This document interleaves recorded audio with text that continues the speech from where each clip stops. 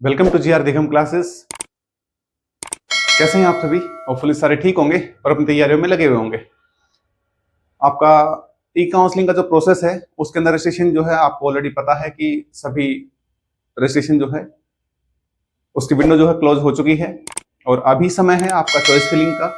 और choice filling के बाद आपकी ई काउंसलिंग हो जाएगी। वो सभी को आपको जैसे प्रोसेस पिछली बार हमने किया था उसी तरीके से इस टाइम होने वाला है। तो आज इस वीडियो के अंदर हम डिस्कस करेंगे कि ई काउंसलिंग के बाद जब एडमिशन होता है तो उस समय पे कौन कौन से डॉक्यूमेंट्स हमें रिक्वायर्ड रहेंगे ताकि जिस समय पर रिजल्ट आए और उसके बाद हम भागदौड़ ना हो हमारी। इससे बचने के लिए हम पहले ही उन डॉक्यूमेंट्स को रेडी करवा लें, क्योंकि आपको देखो अभी परसों कल और परसों के अंदर जो है आंसर की डिस्प्ले हो गई थी आपकी। आपने जो OMR आप फिल करके आए थे रेस्पॉन्स शीट वो भी आपको डिस्प्ले हो गई थी और फाइनल आंसर की जो है वो भी डिस्प्ले हो गई थी। तो वहां से आपको आइडिया लग गया होगा कि आपके कितने मार्क्स जो हैं एग्जाम में रहने वाले हैं। वहां से आपको पता लग जाएगा कि आपका एडमिशन भाई किस स्कूल के अंदर रहने वाला है। तो उसी हिसाब से आप अपने डॉक्यूमेंट्स को अभी रेडी करवाएंगे। अच्छा, डॉक्यूमेंट्स क्या क्या होंगे, कौन कौन से डॉक्यूमेंट्स है जो आपको पहले से रेडी करवाने हैं, उन सब चीजों के बारे में आज डिस्कस करने वाले हैं। तो वीडियो में लास्ट तक बने रहिएगा और कंप्लीट पेशेंस से देखिएगा वीडियो को, क्योंकि कई बार कई लोग स्क्रॉल डाउन करते हैं, फटाफट से उसको कर देते हैं, उस समय फिर कुछ डॉक्यूमेंट्स छूट जाएगा, फिर बाद में प्रॉब्लम्स आएंगी। आप कमेंट करते हैं कि सर ये डॉक्यूमेंट्स रह गया है, ये आपने नहीं बताया था। तो डिटेल के अंदर पूरी वीडियो हम डिस्कस करने वाले हैं, तो लास्ट तक रहिएगा। और चलिए फिर शुरू करते हैं। जो भी नए स्टूडेंट्स हैं भाई,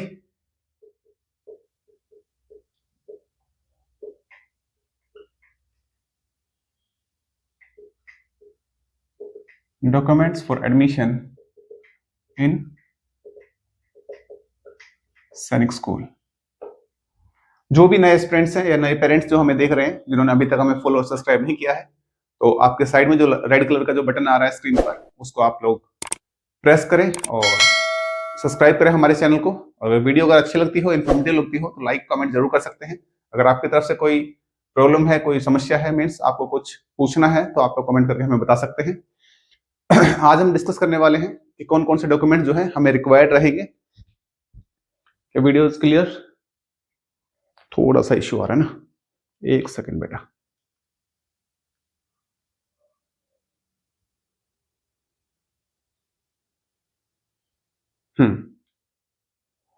अभी ठीक है? यस। देखिए भाई, सबसे पहले अगर मैं बात करूं तो आपका रिजल्ट जब आएगा, तो रिजल्ट आता है तो वहां पर दो चीजें आती हैं। एक तो आपका स्कोर कार्ड आता है, दूसरा आपका एक प्रोविजनल एडमिशन लेटर आता है। जब रिजल्ट आएगा और रिजल्ट आने के बाद जब आप काउंसलिंग के लिए पार्टिसिपेट करेंगे, तो जब काउंसलिंग पहली काउंसलिंग आती है, सेकंड काउंसलिंग आती है, तो आपके मार्क्स के हिसाब से आपके काउंसलिंग के अंदर स्कूल अलॉट होता है। तो वहां पर आपको एक अलॉटमेंट लेटर दिया जाता है। अलॉटमेंट लेटर होता है वो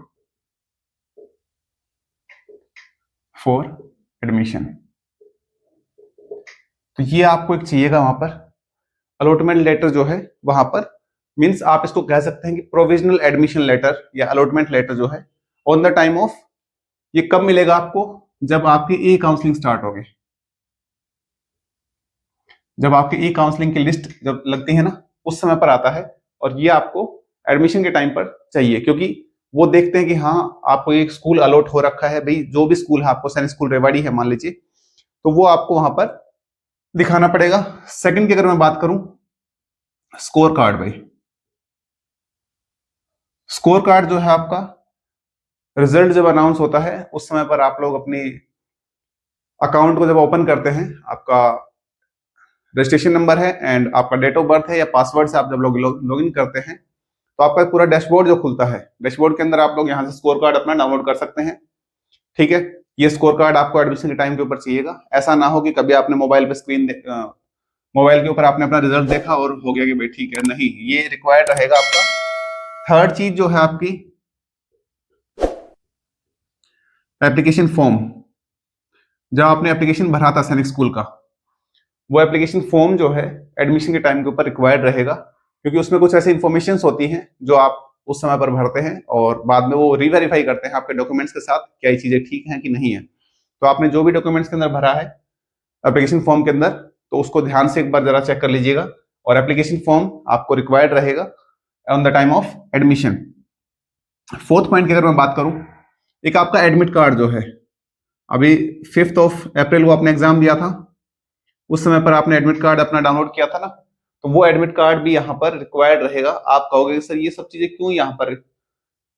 भाई इनके प्रोटोकॉल्स है, बच्चे ने एप्लीकेशन फॉर्म भरा था, बच्चे का एडमिट कार्ड आया था, बच्चे का स्कोर कार्ड आया था और बच्चे का फिर अलॉटमेंट लेटर आया था। पूरा प्रोसीजर इनको फॉलो करना पड़ता है, सारे डॉक्यूमेंट्स जो है इनको सेफली रखने पड़ते हैं, क्योंकि सैनिक स्कूल सोसाइटी जो है, किसी बच्चे को मान लीजिए कोई इश्यू हो जाता है या कोई दूसरी कोई प्रॉब्लम्स आ जाती हैं, तो रीवेरीफाई या रीचेकिंग के लिए वो सारी चीजें अपने पास रखते हैं। ठीक है, स्कोर कार्ड की बात हो गई। अब आते हैं मेन चीजें, यहां पर है आपका गवर्नमेंट आईडी प्रूफ, मींस आपका आधार कार्ड हो,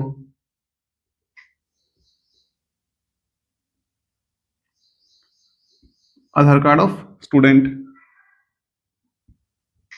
उसके साथ साथ में पेरेंट्स का भी चाहिए भाई, पेरेंट्स आधार कार्ड।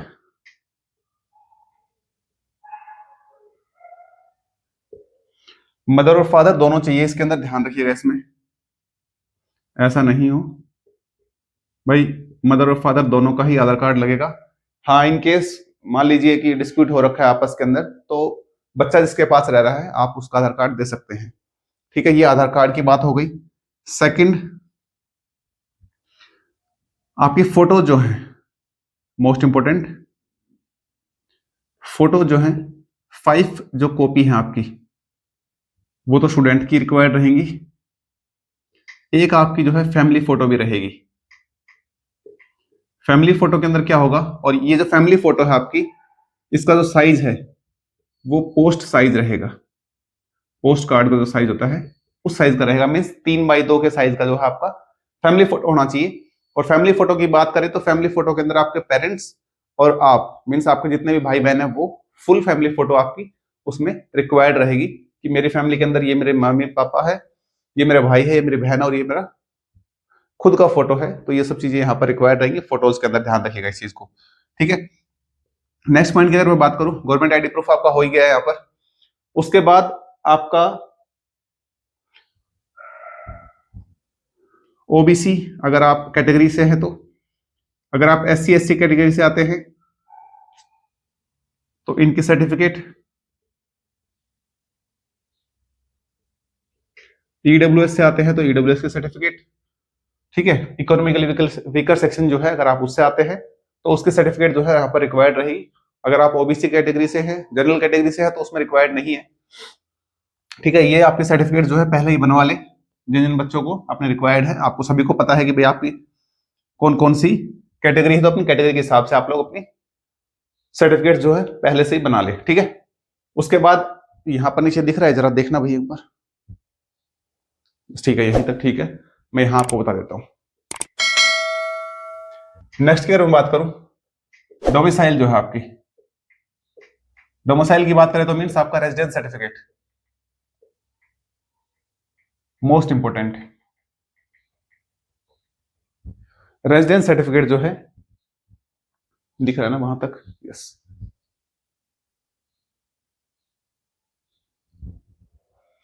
मीन्स अगर आप हरियाणा स्टेट से हैं तो आपका हरियाणा का रेजिडेंस बनेगा, यूपी से हैं तो आपका यूपी का रेजिडेंस बनेगा। मीन्स जिस भी स्टेट से हैं आपका, उस स्टेट का रेजिडेंस सर्टिफिकेट आपका बनेगा। ठीक है, उसके बाद आपका एक आता है मेडिकल फिटनेस सर्टिफिकेट।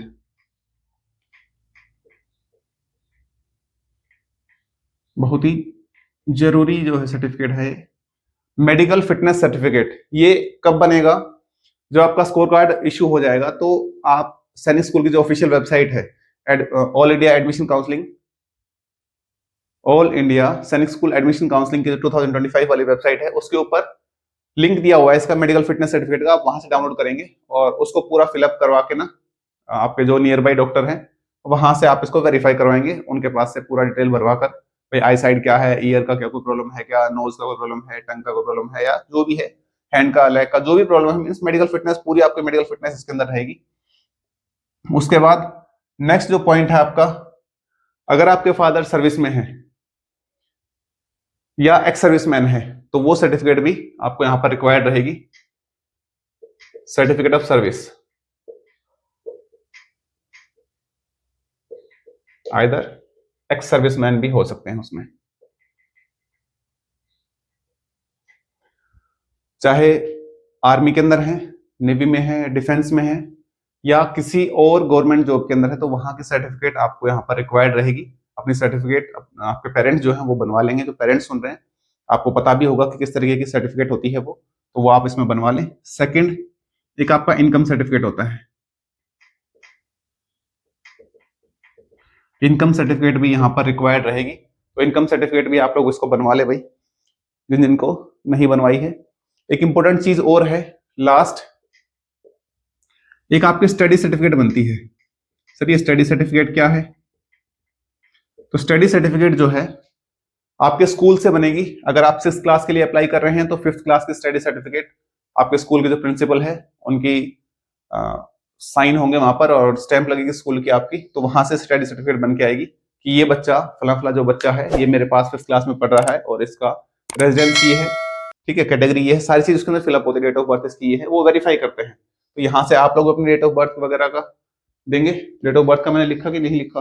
नहीं लिखा है, तो एक चीज और लिख लीजिए, आपकी बर्थ सर्टिफिकेट जो है, बर्थ सर्टिफिकेट भी रिक्वायर्ड रहेगी, ठीक है। तो ये सारे डॉक्यूमेंट्स हैं जो आपको एडमिशन के टाइम के ऊपर चाहिए। ध्यान रखिएगा, आपका जो आधार कार्ड है और आपकी जो बर्थ सर्टिफिकेट है उसके अंदर डिटेल जो है सेम होनी चाहिए।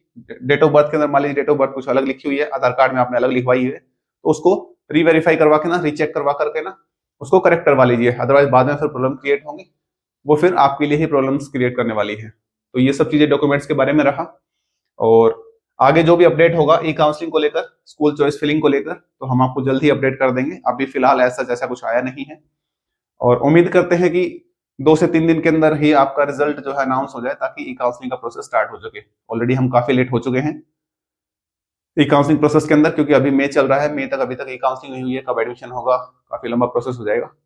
ठीक है, फिर आज के लिए इतना ही है भाई, डॉक्यूमेंट्स आपको बता ही दिए गए हैं, और फिर भी अगर कोई डाउट आता है आपको, आप हमें कमेंट कर सकते हैं, feel free. Okay, thank you.